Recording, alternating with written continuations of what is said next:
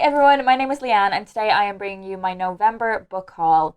So there's quite a lot of books to talk about in this haul. I just counted them up and there are 27 books that we need to get through. So I would recommend go get yourself a cup of tea, settle down because I think it's going to be a long one. The first book I'm going to talk about is actually a zine. This is Doom Rolled in Glitter by Lena Norms. I'm sure you've seen this one doing the rounds because Lena Norms is a very popular here on YouTube. I think Lena is fantastic. I love the YouTube videos that she makes. I love how she talks about the publishing industry and I love her poetry. Doom Rolled in Glitter is a collection of poems from her 20s about lots of different kinds of experiences. I have already read this one, so I'll talk about it more in my November wrap-up. I have three very tiny books, all from Carol Ann Duffy. So I have Pablo Picasso's Noel, The King of Christmas, and Frost Fair. Every year, Carol Ann Duffy brings out one of these very, very small, adorable Christmas poems, and I have been gradually building my collection of them.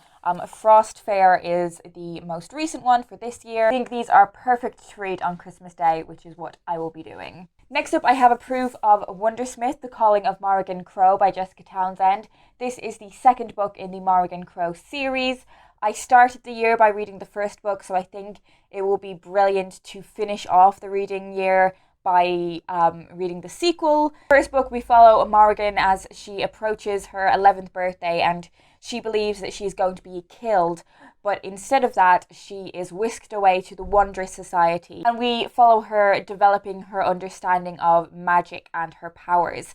I thought the first book was just so charming. It was such a gorgeous, cuddly read, and I'm sure the second one will be just as good. Next, I have The Lotteries More or Less by Emma Donoghue. This is the second book about the Lottery family, but I don't think you have to have read the first book to read this one. The Lotteries are a really unique, blended family. So there are 7 kids, 4 parents, 1 grandparent and 5 pets. They live together in one big house. It's slightly unconventional, but it works for them, and there are a bunch of different backgrounds in the family. This follows how their winter or Christmas plans go wrong when an ice storm hits. There's going to be another one that I'm hoping to read around Christmas time. Next, I have Bellatrix by Kit Duvall. This is also a proof that a friend passed on to me. I think the book came out in July of this year. But this follows a 17-year-old girl named Dina who decides to leave the commune in which she grew up. She wants to start an entirely new life, so she ends up hitching a ride so she can go down south. Things don't go exactly as she expected them to, and along the way she has to confront a lot of things about her past, and her identity and what she wants for herself next.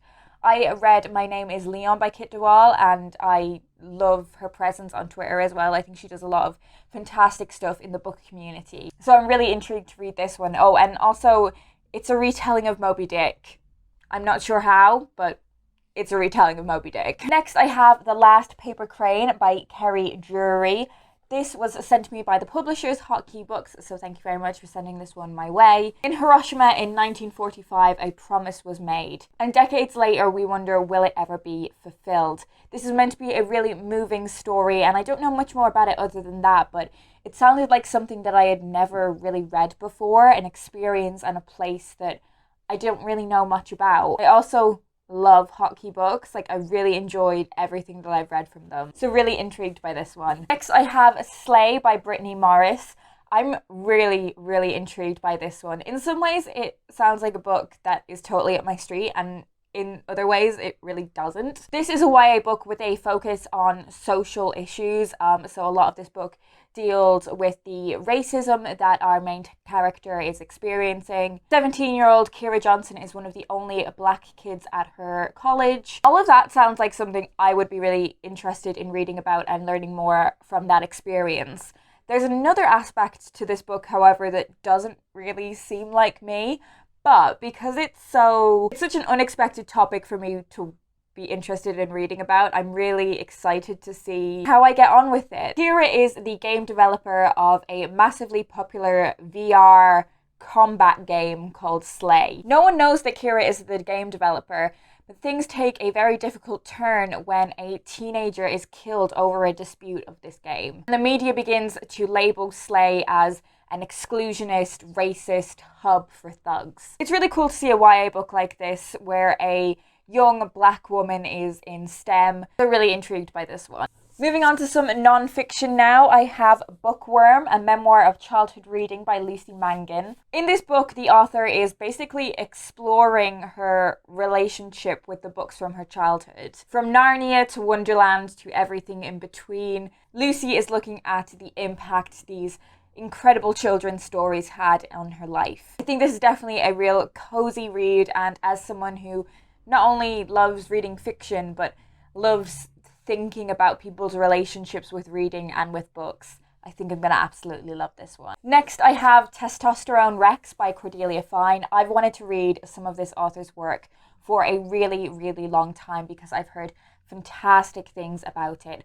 In Testosterone Rex, Cordelia Fine is examining this idea that there are gendered brains, that men and women's brains develop in different ways, or they have evolved to fundamentally differ. What I've heard about Cordelia Fine's writing in the past is that she really carefully and critically unpicks scientific claims or studies that may not be what they initially present themselves to be. I find myself in debates about this kind of thing fairly often, and one of the things I find that happens quite often is people who think that there are fundamental differences between the male and female brain have read one scientific article but fail to see how that research is flawed. Very excited to read this one and equip myself with some knowledge. Next, I have Three Women by Lisa Taddeo. Everyone is reading this book at the moment, and I couldn't resist getting my hands on a copy as well.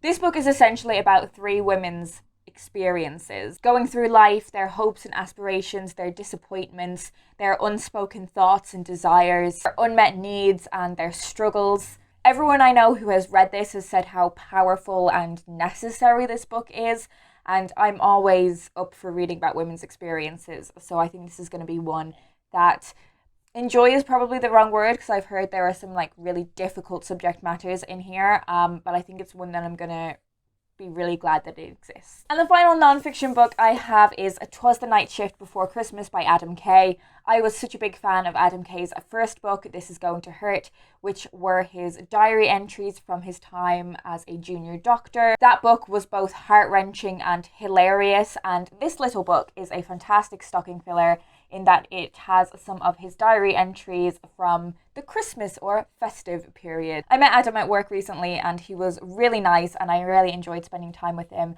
and I'm going to really enjoy reading this one over Christmas. Okay, now into the adult fiction, which is the bulk of this haul. I'm starting off with Nicole Flaherty's Show Them a Good Time. This is a collection of short stories. Through these stories, the author is exploring both men and women's assigned roles in modern contemporary society. The characters in this collection are haunted by their future just as much as their past, and I've heard this collection is loaded with dark humor, which I think I will really appreciate.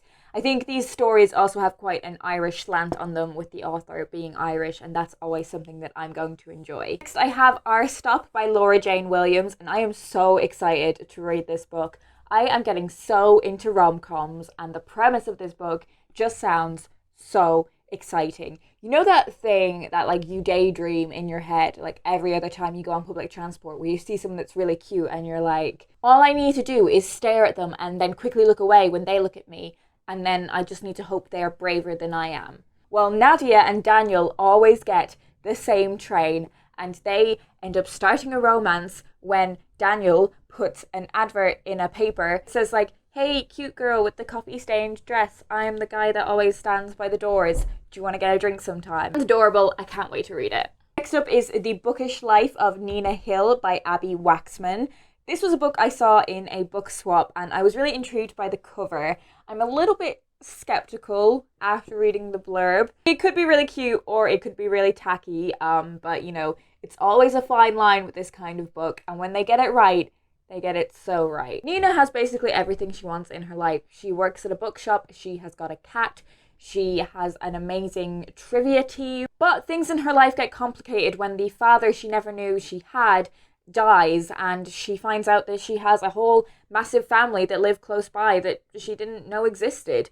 Oh, and the guy from her rival trivia team is starting to show some romantic interest in her. This could be terrible, but it could be amazing, and I'm very excited to find out which. Next, I have Promising Young Women by Caroline O'Donoghue. This is a book that sounds exactly my cup of tea, and I'm sure I'm gonna love it. This is about Jane, who is an adrift woman in her 20s, who at her office party finds herself taking on a role that she didn't expect to. The other woman. Jane begins having an affair with her married and much older boss. And it is about how that impacts her life. I'm really interested in books that have complicated, romantic, messy relationships. Is it romantic? Is it just sex? Like, I love books that deal with that kind of thing and how power weaves in with sex. I'm gonna love this book. I already know I am. Next, I have Peach by Emma Glass, and I am really looking forward to reading this book. I have been for a really long time. I've heard some mixed reviews of it, and I think it's going to be a very difficult book for me to read because it does deal with the aftermath of sexual assault of a teenager. But I do think it's important when you feel able to try and learn more about these experiences. It's a really short book, and I've heard the writing is very powerful. So I will report back once I've read it and tell you which side of the fence I sit on. Another book which deals with this topic is What Red Was by Rosie Price. This is another proof copy, but I think this one came out in May of this year. I believe this one also deals with sexual violence after a graduation. The book focuses on two characters, Kate and Max, who come from two very different worlds, two very different backgrounds, but have been friends throughout their 4 years of university. But at graduation, Kate's life is shattered. Another one that I think it's going to be really difficult to read, but when I'm in a proper headspace for consuming this kind of thing, I will let you guys know. Next, I have Writers and Lovers by Lily King. This is a proof, and the finished copy comes out in May 2020. This is one that I grabbed from work. Apologies that I'm telling you guys about a book that is coming out so far in the future, and I've already read this one, so I'll be telling you more about it in my wrap-up, but I just couldn't resist this one when it came into work. This is another book that is about a woman who is adrift. Our protagonist, Casey, moves back to Massachusetts after the end of a love affair. Her mother has also recently died, and she's dealing with the grief in the aftermath of that. She's dealing with loneliness. She's working an unsatisfying waitressing job. She is in rented accommodation. At 31, she finds herself in debt, and she is also directionless. She doesn't know where her life is going. And the one constant she has had in her life is the novel she has been writing. A lot of this book is focused on that, but it is also dealing with a love triangle, but one that isn't tacky or cheesy, one that feels very genuine and real. I'm getting into a book review, so I'll put this one down now. Next, I have Kindred by Octavia E. Butler. This is a science fiction novel, but one that is very much focused on issues of gender and race. In 1976, we follow Dana, who dreams of being a writer, but she finds herself transported back to 1815, where she would be a slave. I believe that lens of exploring slavery through a more modern experience. I mean, modern for the time this was written. It was written in 1979. I think that'll be a really interesting dynamic in which to explore these issues. This is a book that I've always meant to read. It's one that sounds like it's extremely important. Next, I have 3 books by the same author, Naomi Alderman. I read The Power a couple of years ago, and I really enjoyed reading it at the time. I thought it was fantastic. The more time I've had separated from the book, the more flaws I see with it. But I did see it in a book swap with these other 2 books, and I just couldn't resist them. They would look so good on the shelf. And I am intrigued by reading these 2, particularly Disobedience, which I know because it's hella gay. The Liar's Gospel is about a preacher who was sentenced to death by Roman authorities. And I think both of these books deal with like Jewish experiences as well, which isn't something that I've read loads about. And they sound very different to The Power, so it'll be really interesting to see how they compare. Only 2 more books to go. The penultimate book in this book haul is The Water Cure by Sophie McIntosh. I've been really interested in reading this one for quite a long time. This is a kind of dystopian book, I think. It is about 3 girls who have been raised on an abandoned island and have been told like the sea around them is poisoned because their parents want to keep them safe. These girls haven't met any men before until 3 strangers wash up on shore. 3 men. It sounds like a kind of dystopian book with a very literary feminist edge to it, which is something that I think I'm really going to enjoy. This final book I'm so excited for. Not only am I so excited to read this book, but I'm so glad that I now own it because it is potentially one of my favourite book covers of all time. This is Supper Clubs by Laura Williams. In this book, our protagonist sets up Supper Club, which is essentially a club where there are many hungry women, not just in the sense of actual consumption of food, but hungry for a lot of other things. It is about how women can be starved and have a hunger for more and be left unsatisfied. It's a story about coming of age, and it's a story about anger. I just love the whole premise of this book. It's basically like feminist Fight Club. I think I'm going to absolutely love this one. So that's it. They are all the books that I'm going to talk about today. And they will be linked down below in the description if you want to find out more about them. And that will take me a really long time to do, but I am going to do it. If you've read any of these books and have any thoughts, do leave me a comment down below, and I would love to have a chat about these books. Are there any of these that you're also interested in reading? Let me know down in the comments. I hope you guys are having a brilliant day, and I will talk to you in my next video.